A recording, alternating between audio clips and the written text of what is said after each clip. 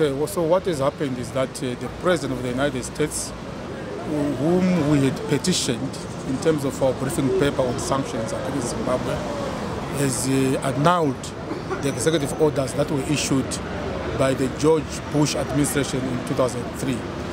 These were summarized in ZANUPF. So ZANUPF was in two parts. The first part is economic sanctions, and the second part is targeted sanctions. So what President Joe Biden has done, he has removed the executive orders that were punishing Zimbabwe in terms of economic issues. So these economic issues were very broad. They were blocking United States directors from authorizing Zimbabwe from accessing funding from multilateral institutions, and also from debt restructuring or debt cancellation. So these have been removed. So what it means is that Zimbabwe is no longer under economic sanctions against Zimbabwe is no longer under economic sanctions from the United States of America. What is now remains are 11 individuals who include the president, the vice president, and other individuals.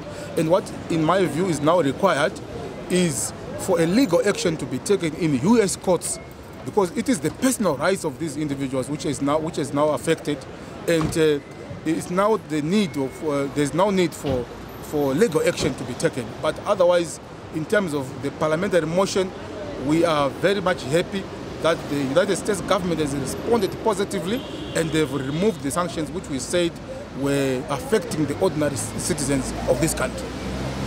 There are people who are claiming that it's because of this, it's because of that. Some are saying we were putting some legal challenges in South Africa. That is not the case.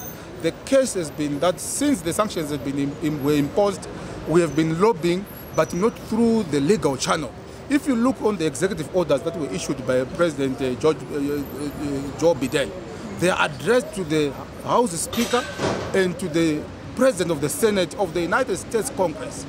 And this means that it is the legal proceedings, it is the parliamentary proceedings that we undertook that then triggered the removal of these sanctions. It is nothing else, not any discovery of any mineral or any other action that was taken by any other person. It is simply the action of the Parliament of Zimbabwe. I also would like to thank the Second Republic's efforts in re-engaging with the hostile countries or the Western countries that have been hostile against the country, because it shows that the policy on the re-engagement has yielded some fruits.